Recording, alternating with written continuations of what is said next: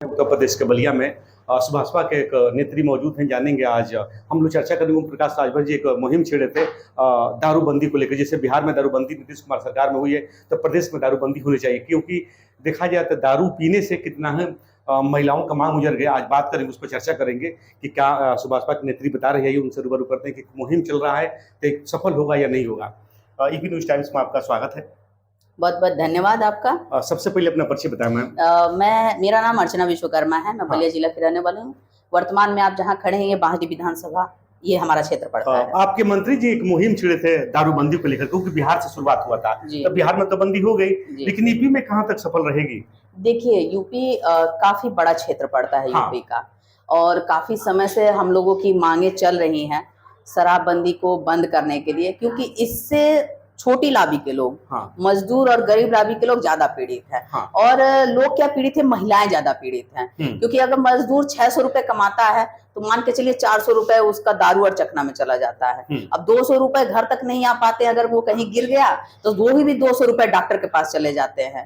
तो इन्हीं सारी चीजों को देखने के बाद और काफी जमीनी स्तर से सर्वे करने के बाद माननीय ओम प्रकाश राजभर जी का ये पहला प्राथमिक मुद्दा है, महिलाओं के पीड़ा को देखते हुए, कि शराबबंदी को उत्तर प्रदेश में पूर्ण तरह से लागू करवाया जाए। तो क्या लगता है कि उनका जो मुहिम छेड़ा गया है वो उन पे काम चल रहा है, तो क्या सफल होगा? महिलाओं की जो मान सम्मान, जो उनकी मांगे उजड़ जा रही हैं, दारू पीने से तमाम घटनाएं होती, फिर भी सरकार की तरफ से बढ़ावा देती, एक तरफ से मुहिम छिड़ी हुई, कितना सच्चाई इसमें है? अरे साहब, 22 साल से मांगते मांगते जातीय जनगणना करवा दिया गया ना। तो जातीय जनगणना की जो आप बात कर रही है ना, इसके पहले विपक्ष चिल्ला रहा कि राहुल गांधी इसको उठा चुके हैं, इसके बाद से अखिलेश यादव उठा सके हैं, अपना श्रेय लेने के लिए ओम प्रकाश राजभर नया गणित खेल रहे हैं। अगर उम्र देखा जाए तो दोनों उनके सामने क्या है? अगर उम्र देखा जाए, ओम प्रकाश राजभर जी की राजनीतिक उम्र देखी जाए और अखिलेश जी की देखी जाए, राहुल जी की देखी जाए, तो कहाँ मिलेगा डिफरेंस? विवेक सिंह कह रहा है कि अनुभव की बात होती है, उम्र की बात नहीं होती। अनुभव की बात नहीं होती है। ये मुद्दा जब से उन्होंने पार्टी बनाया है तब से यह रहा है उनका मुद्दा तब से रहा है। जातीय जनगणना रहा है, एक समान शिक्षा रही है, शराबबंदी रही है, महिलाओं को 50% का अधिकार दिया जाए। ये 22 साल से मुद्दा लेकर चल रहे हैं। विपक्ष तो कुछ भी कहेगा। अखिलेश यादव ये भी कह रहे हैं कि जब वोट लेना होता है ओम प्रकाश राजभर को, तो नई चाल चलते, क्योंकि हम इसकी पहले आवाज उठाते। उनके मंत्री सांसद बोल रहे हैं सपा का और कांग्रेस का कि हम इसके पहले आवाज उठ चुका संसद से लेकर विधानसभा में। अखिलेश यादव अपनी सरकार बनाने के लिए कितने सारे ऑफर लेकर आए थे, बताइए। बेरोजगारी भत्ता लेकर आए अपनी सरकार बनाने के लिए। अपने पिता के बलबूते सत्ता बनाई सत्ता मिली, राजनीति मिली उनको तो बना बनाया सब कुछ मिल गया ना।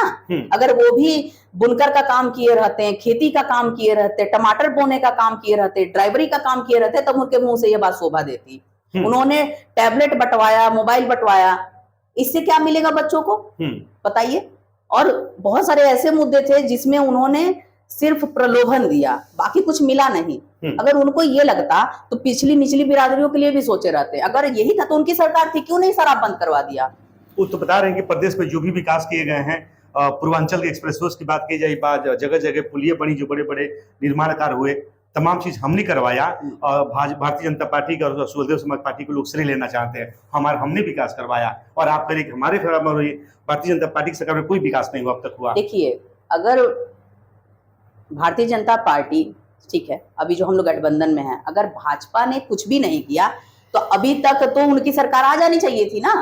अगर योगी जी ने कुछ नहीं किया, मोदी जी ने कुछ नहीं किया, अब उनकी तरह टोटी चुरा के तो भागे नहीं हमारे नेता, चाहे योगी जी। मान लीजिए अभी लगातार जो हमारी सरकार चल रही है वो बेसिस पे चल रही है। पहले इतनी झोपड़ियां देखने को मिलती थी गांव में, जब आग बुझाते बुझाते गरीब थक जाता था, ना उसे आगजनी का भत्ता मिलता था और ना ही राशन मिलता था।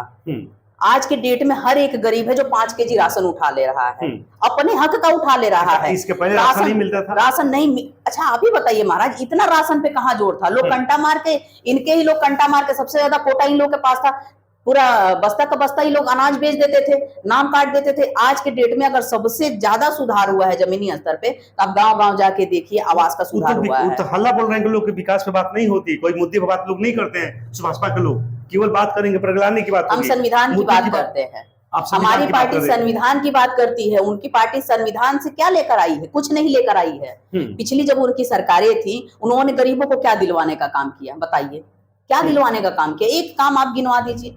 भारतीय जनता पार्टी आज हर पूरे क्षेत्र में, पूरे प्रदेश में जितने भी काम कर रही है वो दिख रहा है जनता को। अगर जनता को नहीं दिखता तो आज सरकार नहीं रहती। विकास पे बात नहीं होती है, लोग चिल्लाते हैं कि विकास पे बात नहीं करते हैं, विकास का कोई मुद्दा नहीं रहता है। देखा जाए तो बलिया की बात कर ले तो कटाई मिल से लेकर के चीनी मिल तक नहीं चालू हुआ, और वो कहते हैं कि नहीं हमने 15 सालों 12 सालों में विकास किया। इस पे पिटीशन डाला गया। देखिए होता क्या है, अगला करवाना चाहता है और अगला कोई ना कोई उसको रोक देता है। हम लोग लगातार लगे हुए हैं इस चीज के लिए। देखिए मेडिकल कॉलेज मांगा जा रहा था, जब इनकी सरकारें थी तो क्यों नहीं मेडिकल कॉलेज आया बलिया में? इनकी जब सरकारें थी तो बलिया तो बहुत दिन से है, बलिया आज का तो है नहीं। बागी बलिया इसलिए कहा जाता है क्योंकि भारत के आजाद होने से पहले बलिया ने घोषित कर दिया मैं आजाद हूँ। तो उस वक्त से अगर राहुल जी की सरकार थी, मतलब कांग्रेस की सरकार थी, उसके बाद सपा की सरकार आई, तब क्यों नहीं बलिया को इन्होंने मेडिकल कॉलेज दिया? आज योगी जी के देन से, मोदी जी के देन से बलिया को मेडिकल कॉलेज मिल गया है।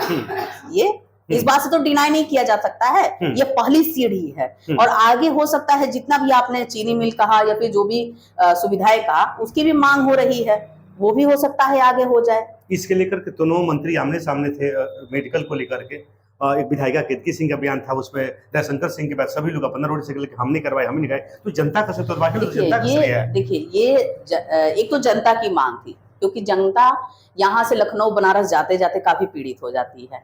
दूसरी देखिए ये एक आपसी, जहाँ चार बर्तन रहते हैं आपसी खनमन मनमन होती है, लेकिन मान के चलिए सबका सहयोग रहा है, सबने मांगा है, सबने, सबकी डिमांड थी। जो अपने पद पर आज हैं उन सबने मांगा था और वो मिल भी गया। तो इसके लिए मैं सबको श्रेय देती हूँ, सिर्फ सबको श्रेय देती हूँ कि उन्होंने अगर अपने अपने लेटर पैड से उन्होंने डाला तो सबको श्रेय जाता है, क्योंकि बलिया का विकास होगा, जनता का विकास होगा। इसमें लड़ने वाला कोई मुद्दा ही नहीं बनता है। एक कट्टे वाला बयान चल रहा है, महेंद्र राजभर जी हमलावर हैं, सुभाषपा स्वाभिमान पार्टी से चिल्ला रहे हैं कि जहूराबाद से लेकर के तोकल को तो बेवकूफ है मंत्री, कुछ पता नहीं है और शब्दों का प्रयोग करते हैं। आज महेंद्र राजभर को अगर अखिलेश यादव के बगल में बैठने की जगह मिली है ना, तो वो माननीय ओम प्रकाश राजभर जी की देन है।